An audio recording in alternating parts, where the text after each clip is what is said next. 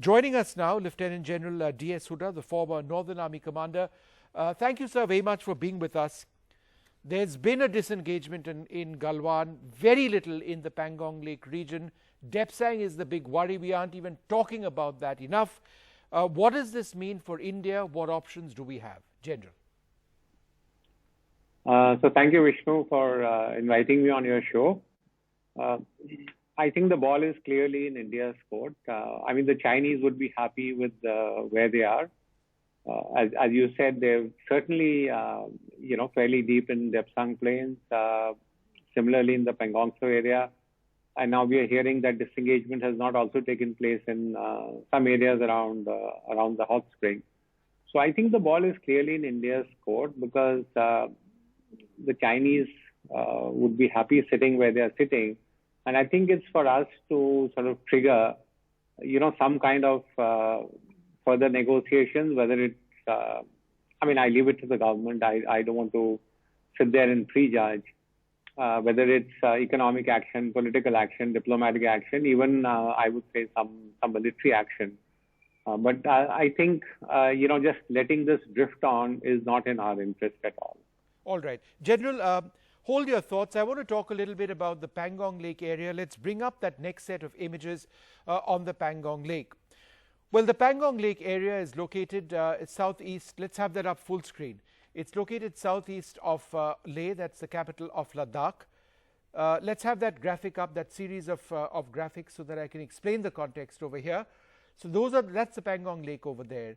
Now, what exactly is the concern over here? Let's go to the next point. Well, the Chinese, as you can see over there, they've inscribed their maps into parts of the Pangong Lake area in the Fingers region to state their claim over there. They've moved back, but only very, very slightly. Now, let's give you an idea of what we are talking about here. What you see there, 1, 2, 3, 4, 5, 6, 7, 8, are spurs from the Changchengmo range, which lead on to the Pangong Lake. Each spur is referred to as a finger because in a sense it looks like the fingers of somebody's hand. Now, what exactly is India's claim? India claims that we can patrol all the way up to finger 8. China claims that they can go all the way up to finger 4 in terms of their claim area, and therefore the area in between is the disputed area. In this disputed area, what exactly has China been doing? As you can see over here, they've been constructing heavily. These are from the finger 5 area, from where they've not really gone back, and a little distance away, they've even constructed piers where they've got their boats. And so all of this is no good for us. It's nowhere close to where India would like to be at this stage. General, I'd like to ask you about the military options at this stage. Normally, when people talk about military actions or when militaries act, they act and then talk later. But we find ourselves in this country in this peculiar position where the Chinese have imposed their will, and now we are talking about what we can do when the Chinese will be ready and awaiting a potential military move. Doesn't that make it doubly difficult for us to act militarily? It does, Vishnu. Frankly, as I said now, the initiative is with India to see what they can do. So the Chinese have come in, they've exercised the military option. They've occupied these areas, upping the ante, going up the escalation ladder is now for India to do. And obviously, the Chinese are banking on the fact that India may not be willing to or wanting to, go up and risk further escalation. My sense always has been, Vishnu, that yes, while we need to rely on diplomacy and economic pressures, etc., we cannot completely, rule out the military option. That so much narrows, the bouquet of responses that we have.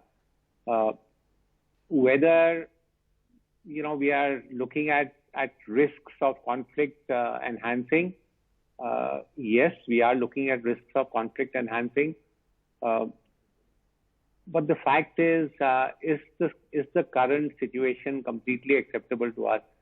Vishnu, it's not a matter of only a little bit of territory here and there, which obviously is important to us. I think it's also a fact that India's image, is at stake here. within the region and even internationally. So I think there are many things that we need to think about, and just drifting along, I think, should not be an option for us. General, let's just talk briefly about the Depsang area. We've not spoken about it enough. Let's bring up that image of the Depsang area. These are the Depsang plains. Let's have that up if we can, the image of Depsang over there, so that I can just explain what we are talking about. Let's have that up full screen as well. These are plains over here. This is one of the few areas where there can actually be tank battles. The Chinese have apparently come in 15 to 18 kilometers in this area. There's a strategic high-altitude airbase, Daulat Beg Oldi, the existence of which irritates the Chinese no end. But the strategic importance of this is I mean, it's something which people don't perhaps know, General. If the Chinese were to make an incursion, a military incursion more than what they've done, and try and get up to that Karakoram area, Karakoram Pass area, and then eventually on to Siachen from the other side, then the possibility of our worst nightmare, a strategic link-up between China on the east and Pakistan on the west, can actually take place. Is that out of the realm of possibility at this present juncture?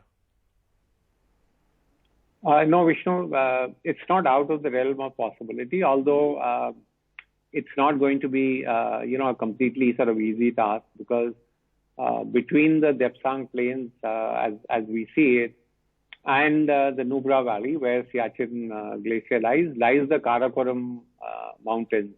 And so crossing over these mountains is going to be extremely, extremely challenging. But having said that, this is possibly the only area, the subsector north, where you could look at some linkages, of our western borders and our eastern borders.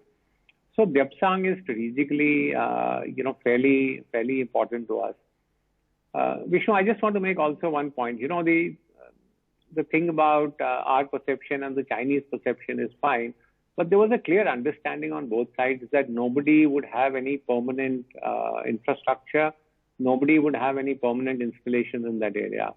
And that's where I think the Chinese, having come in, at Finger 5, built permanent infrastructure, similarly camping in the Depsang area, is a complete change from protocols and agreements that have existed.